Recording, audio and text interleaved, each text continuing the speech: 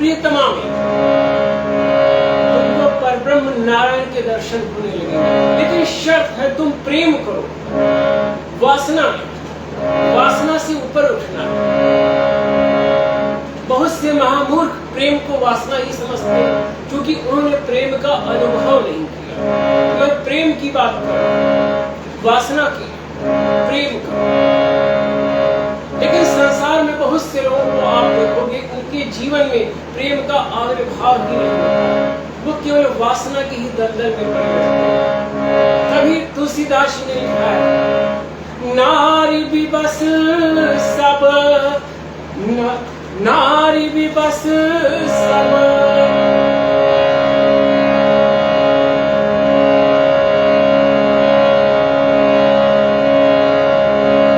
नर है गोसाई, नारी भी बस सब,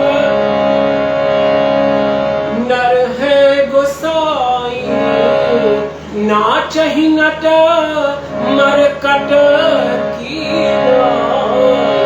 नारी भी बस सब, सकल गोसाई, नाचहि नट मरकट की।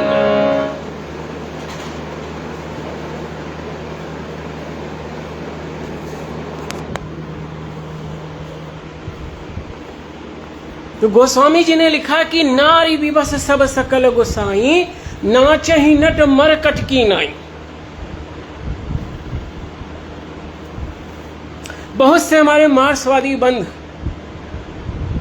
भारत की स्त्रियों के विषय में बहुत बाल बुद्धि से सोचते हैं, कहते हैं कि भारत में स्त्रियों का बड़ा शोषण हुआ।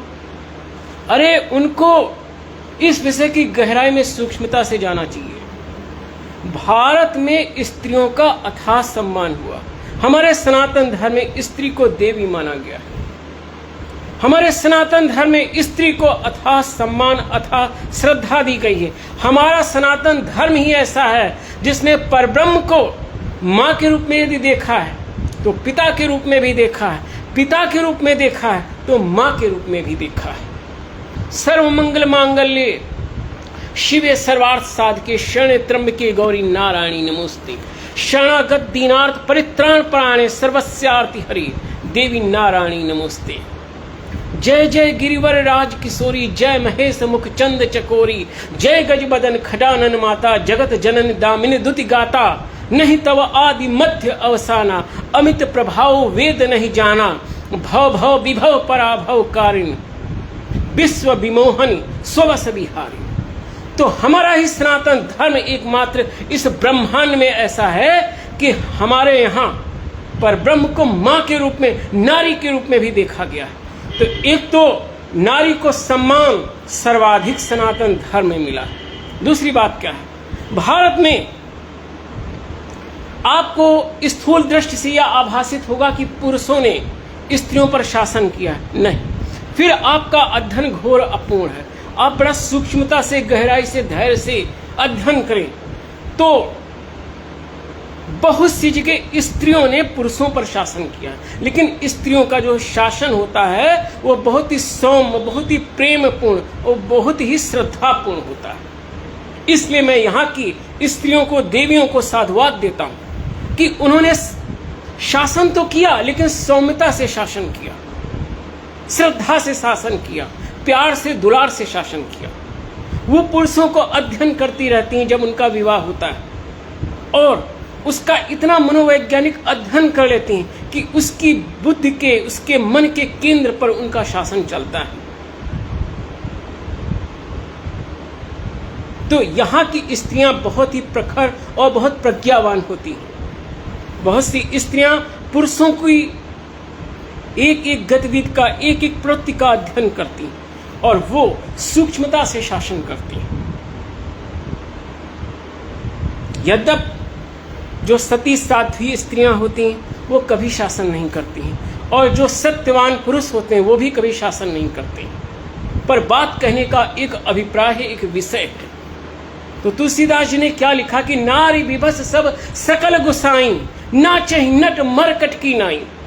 और तुलसीदास जी ने एक और बात लिखी,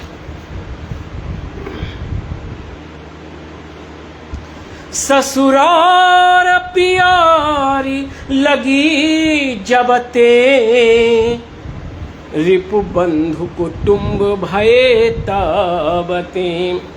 ससुरार प्यारी लगी जबते, रिपु बंधु कुटुंब भये ताबते। बहुत से जो पुरुष लोग होते हैं, यह तब मुख्य कारण तो उनके अंदर, उन्हीं के अंदर प्रेम की कमी होती है अपने बंधु बांधवों से। लेकिन एक कभी कभी ऐसा भी कारण होता है कि उनकी स्त्रियां उनको सूक्ष्मता से जो पढ़ा देती हैं, जो उनको निर्देशन कर देती हैं, वही सत्य लगने लगता है। इसके भी पीछे प्रेम का एक मनोविज्ञान है। आप जिसे प्यार करोगे तो उसकी हर बात आपको सत्य नजर आएगी, तुम्हारी वहां पे प्रज्ञा बाल बुद्धि हो जाएगी और तुम प्रेम के कारण उसकी हर बात को सत्य समझोगे। लेकिन उस समय प्रेम में डूब के उसकी बात श्रद्धा से सुन लो, लेकिन बात को शांत प्रज्ञा से सोचो कि वो क्या सत्य कह रही है। आज संसार में जो परिवारों में एकता का अभाव है, तो उसमें पुरुषों की भी कमी है और स्त्रियों की भी कमी है। क्योंकि यदि हमारी देवियां चाहें तो परिवारों में यूनिटी रह सकती है, लेकिन बहुत सी स्त्रियों का ऐसा स्वभाव होता है, यद्यपि सभी का नहीं, बहुत सी स्त्रियों का ऐसा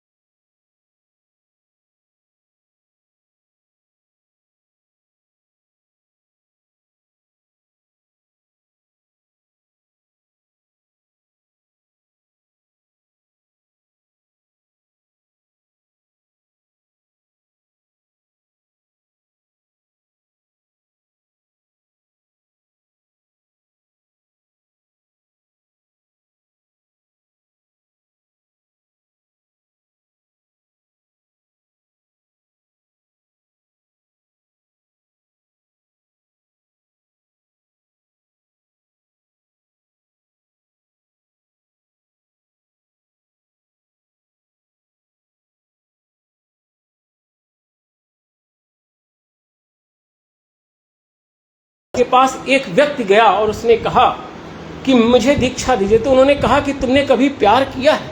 तो उसने कहा मैंने तो कभी प्रेम नहीं किया। उसने कहा कि मैंने तो कभी प्रेम नहीं किया।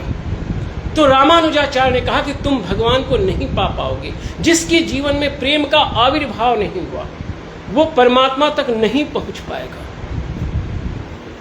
तो जीवन में प्रेम करो, प्रेम करो, वह प्रेम तुम्हें परमात्मा तक पहुंचा देगा।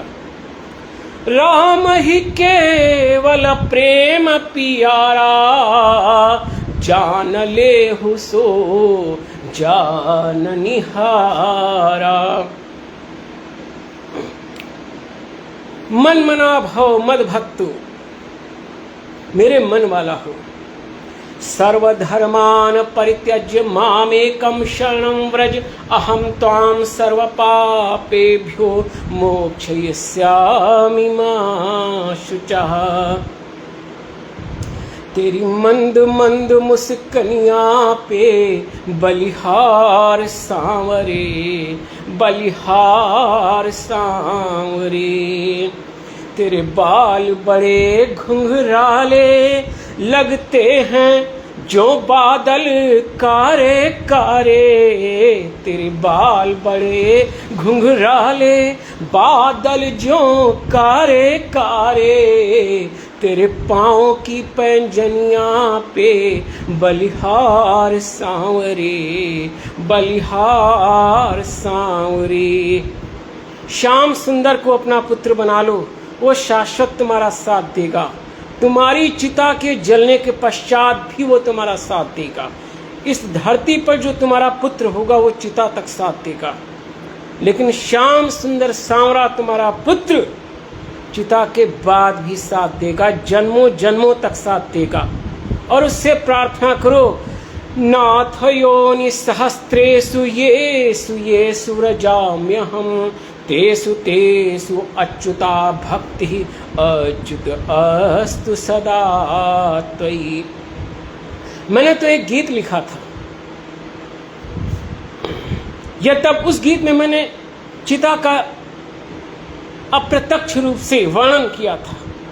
अब तो मेरा भाव है कि यदि नारायण की कृपा रही तो भगवान बद्रीनाथ धाम में जाके या उस मार्ग में जाके अपने परब्रह्म नारायण में लीन होकर इस शरीर को सांप जैसे कीचुल छोड़ता है वैसे छोड़ दूंगा। लेकिन तब जो मैंने कविता लिखी थी उसका एक भाव आपको सुनाना चाहता हूं कि नारायण तो शाश्वत साथ है और नारायण का शाश्वत साथ रहे। आते जाते दिन रात सदा अज्ञेय विलक्षण जीवन में, तुम भूल न जाना मीत मेरे जब संध्या आए जीवन में। जब पंच तत्व में यंत्र मेरा, यह जो शरीर है पंच तत्व में यंत्र है, जब पंच तत्व में यंत्र मेरा हो भस्म अग्नि ज्वालाओं में, तुम हाथ पकड़ लेना मेरा, भर लेना मुझे तुम बाहों में। मैं एकाकी तब कहाँ रहा जब शाश्वत संग तुम्हारा है। मैं अंश तुम्हारा ही तो हूँ, जो मेरा है वो तुम्हारा है। आते जाते दिन रात सदा अज्ञेय विलक्षण जीवन में, तुम भूल न जाना मीत मेरे जब संध्या आए जीवन में। ओम नमो नारायणाय, ओम नमो नारायणाय, ओम नमो नारायणाय, ओम नमो